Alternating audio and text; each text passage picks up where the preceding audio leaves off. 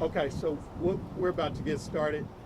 Today you'll hear from Mayor Christopher J. Clark of Harvey, from the Harvey Police Department, including the Chief of Police. You'll also hear from the family of the young lady, and pretty much in that order. Now I'll bring Mayor Clark to the mic.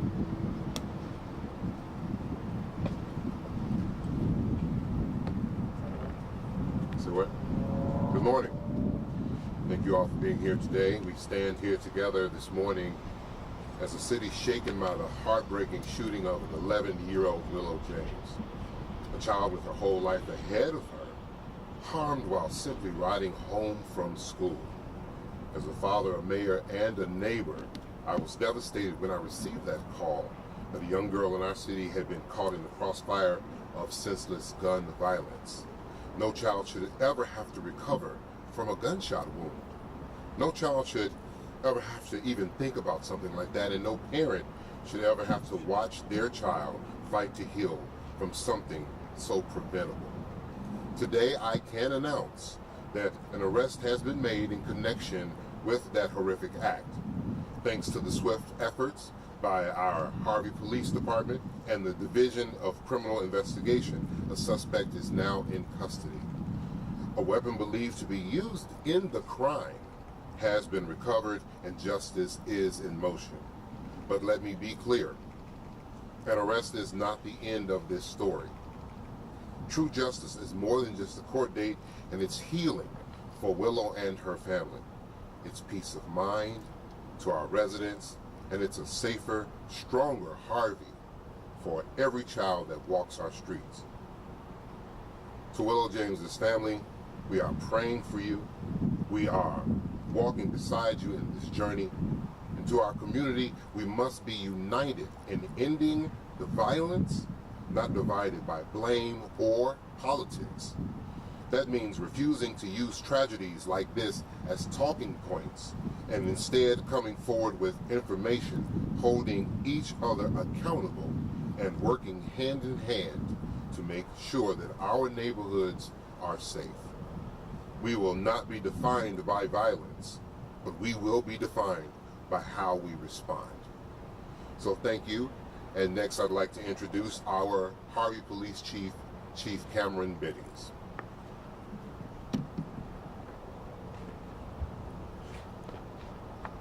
Thank you, Mayor. Good morning. On May 28th, our department responded to reports of shots fired in the 15800 block of Paulina Avenue. Upon arrival, our officers found 6 spent shell casings and learned that a young child, 11-year-old Willow James, had been shot in the head while driving in a car with her father and cousin. That call is one no department ever wants to have to receive. And from that moment, my entire team, detectives, patrol division, and command staff committed themselves to bringing justice for Willow and her family. Through persistent investigative work, we identified a suspect by the name of Graylin T. Waters. Mr. Waters was taken into custody on June 13th. During the search of his vehicle, our team recovered a firearm to have been believed to be used in the shooting. He has been charged with aggravated battery with the firearm, which is a Class X felony. He is scheduled to appear in bond court today at the Markham Courthouse. To Willow's family and to every family of the city of Harvey, your safety is our highest priority. When violence harms one of our children, we respond with everything that we have, and we do not stop until justice is found. This investigation was driven by the hard work, but it also depended on the trust within our community. I want to thank the residents who stepped forward with information and supported us in our efforts. We cannot do this in isolation. We need you, and we are grateful to the residents of the city of Harvey. In a moment, you'll hear from 2 key members of this investigation from an operational response. First, Deputy Chief Derek Charles, who will speak on our immediate field response and patrol strategy. Then you'll hear from Javier Magana, the Director of the Division of Criminal Investigations, who will walk you through the investigation process. What I'd like to do now is turn it over to Deputy Chief Derek Charles. Thank you.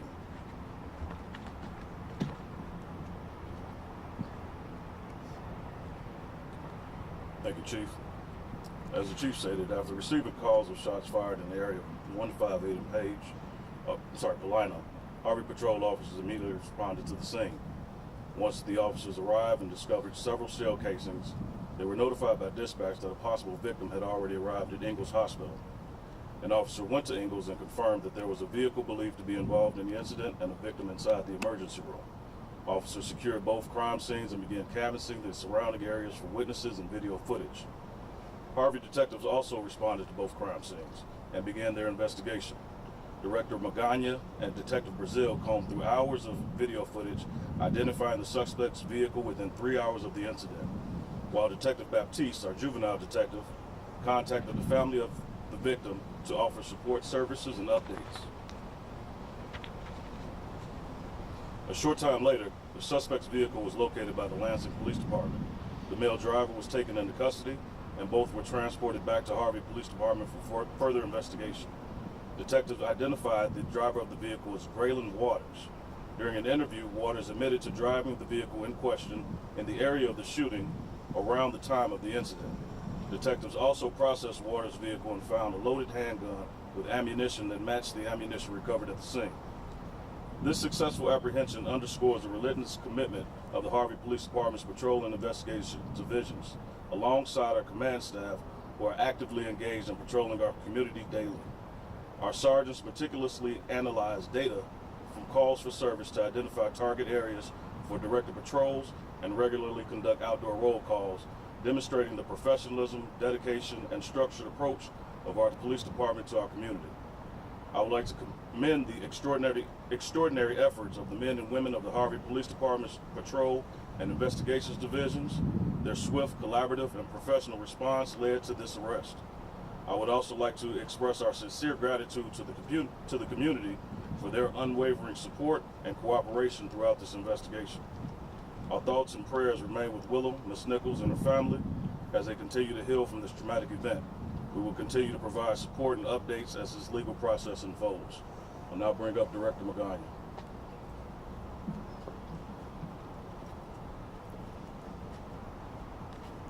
Good morning, everybody. On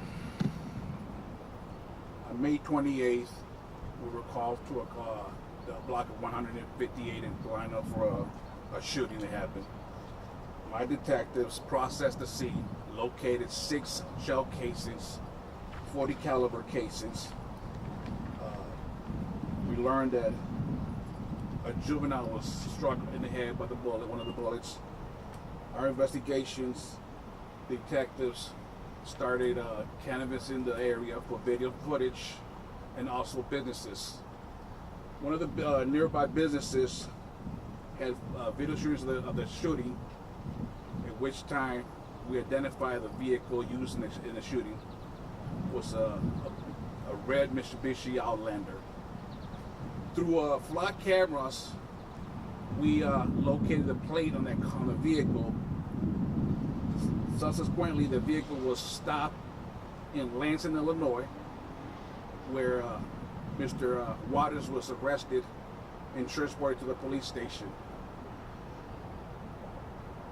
Eventually, Mr. Waters was charged with a Class X felony, aggravated battery with a firearm.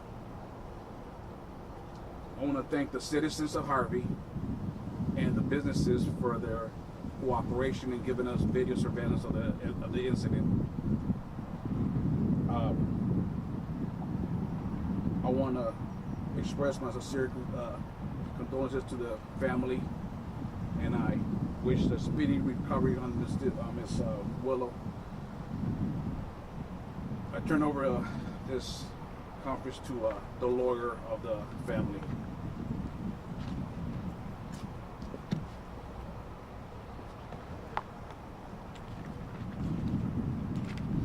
Good morning. My name is Attorney Quandra Drummer, and I want to start by saying Willow is alive. Willow is alive. Willow is alive. We should be smiling. This is a traumatic experience that she has went through, but Willow is alive. I come to you today on behalf of the family to speak in the words of the mother. But we have to think about the fact that Willow is alive, because what I'm about to say could go another way. But thank goodness it's not, because Willow is alive. This is a statement from Shevelyn Nicholson, mother of Willow James.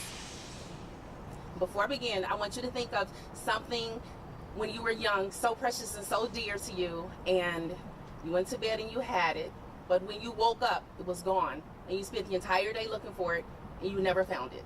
And you're still an adult thinking, how would my life have been if I had found it? My name is Shevelyn Nicholson. I'm the mother of Willow James, a vibrant, intelligent, hard-kinded 11-year-old girl who survived an unimaginable series of unfortunate events. A few weeks ago, my daughter, Willow, was shot in the head while leaving school midday with her father and her cousin in a place that should be safe for every child, a school zone. The bullet entered one side of her head and exited the other. By the grace of God, she survived.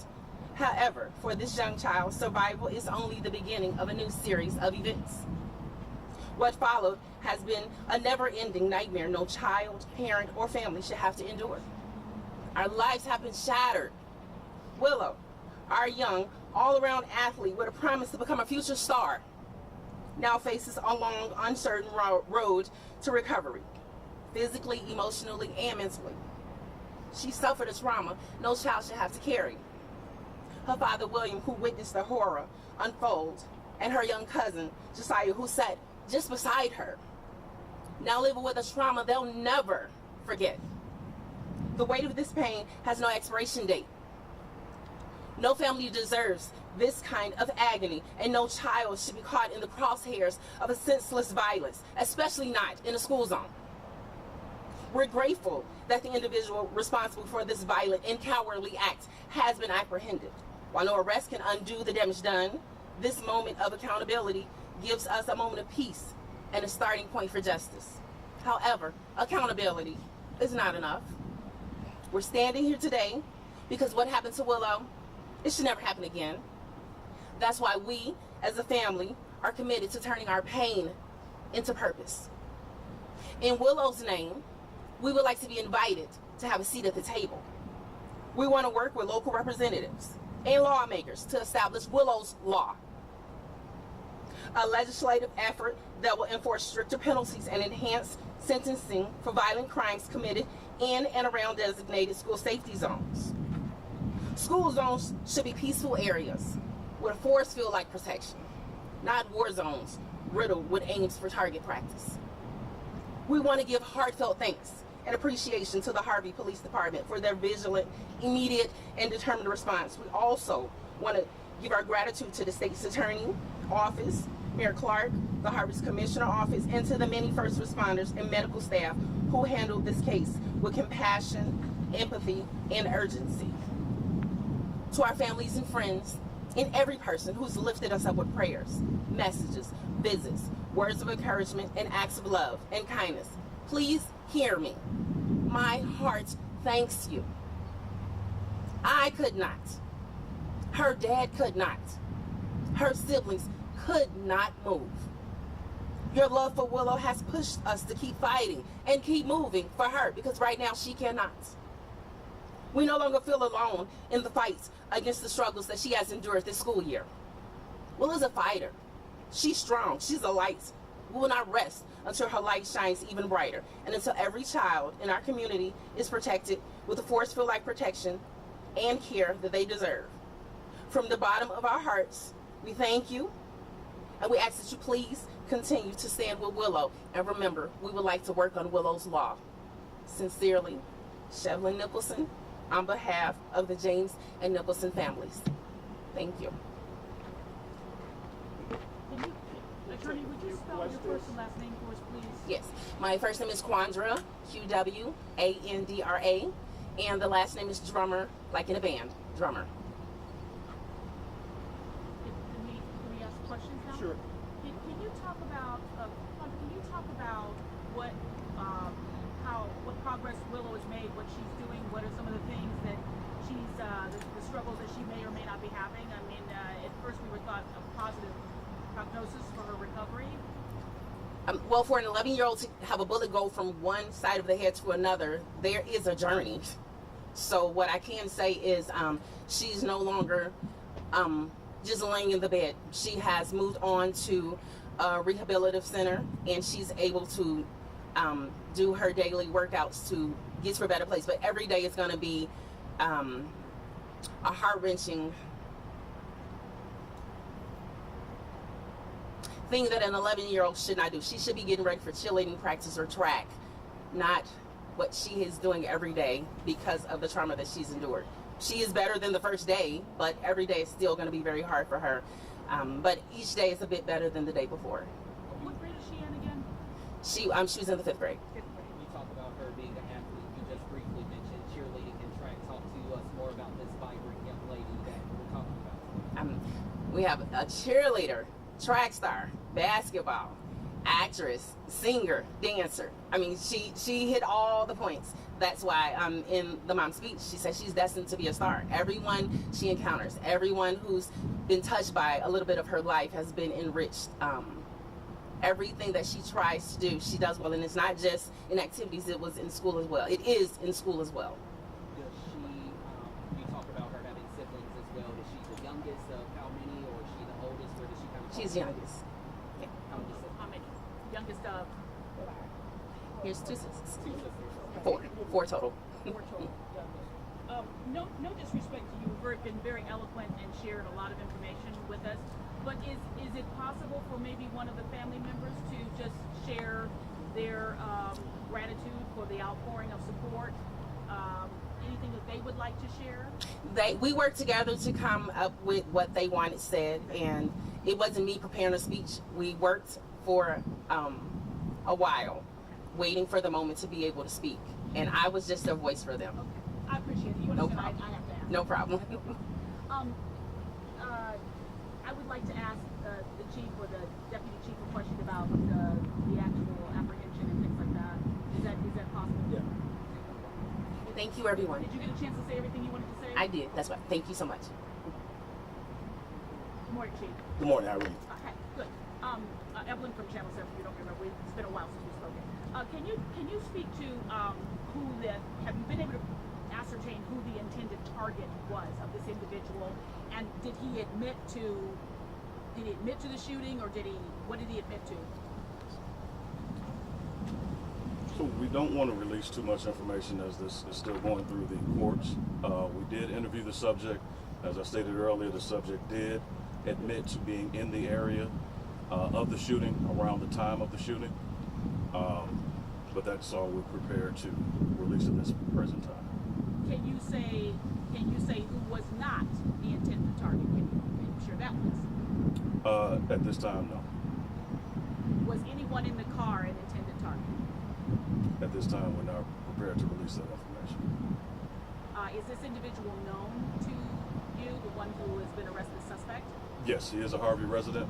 He is known in the city of Harvey, and he does have a criminal background. Can you speak to his criminal background? I do not have the details of his criminal background with me at this time. We can release that information to you at a later time. Is he a convicted felon? You remember that, right? We'd have to contact the guy. Thank you, Deputy. You're welcome.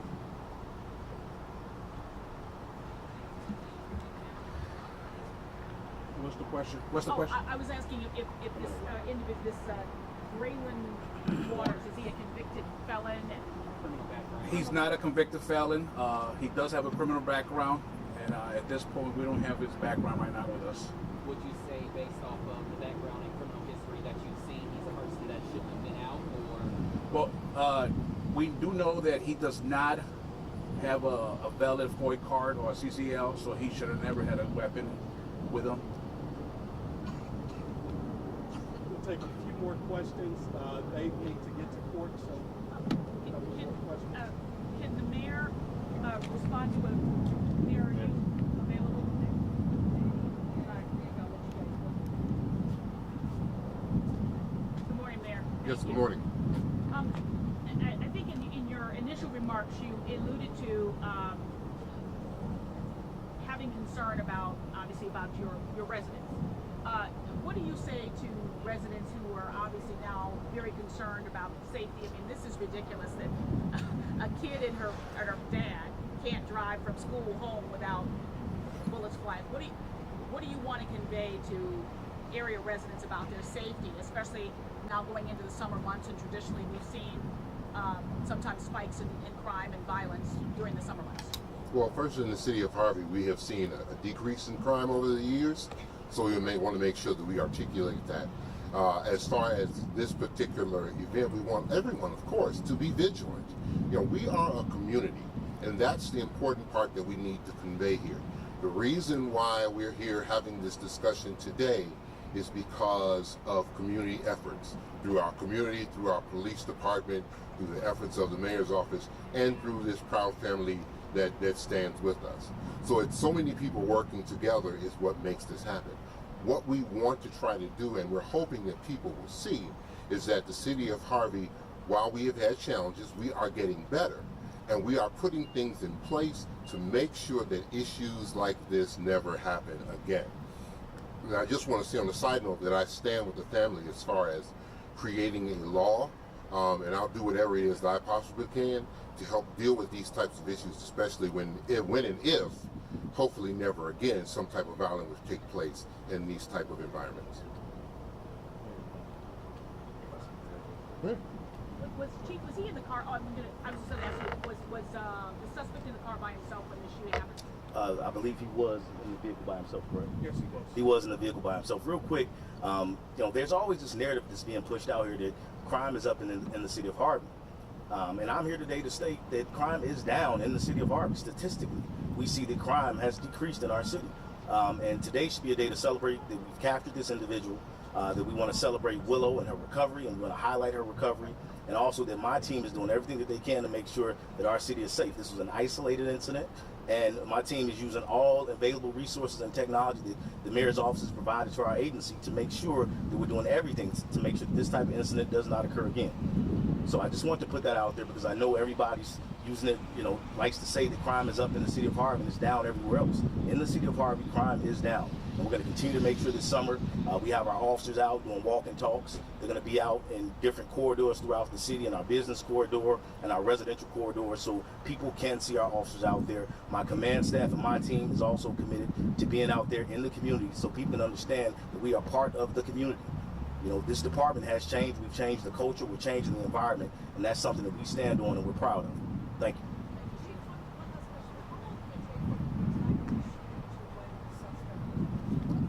I believe that was from May 28th to July 13th. June 13th. But at one point, I believe in the press conference, you all said 3 hours after the incident, or at some point you all were able to locate the vehicle. Was that 3 hours the same day you all located the vehicle, but it took time to locate the actual suspect, or? Well, I'll let Detective speak to it.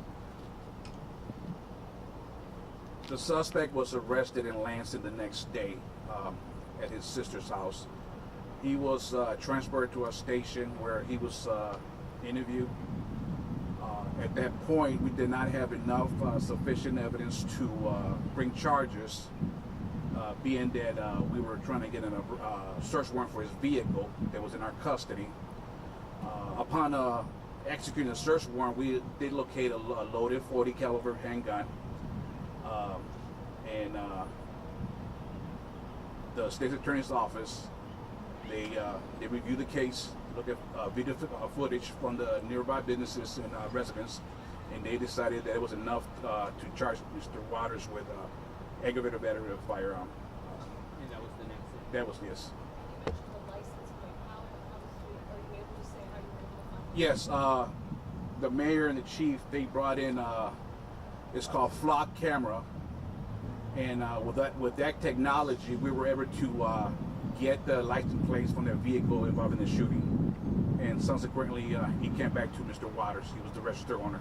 And you got that license plate off of nearby surveillance video in the area? And flock. It was flock, yes. So basically, the clock is a license plate reader. It's the license plate reader, yes. Thank you all. Thank you. Thank you.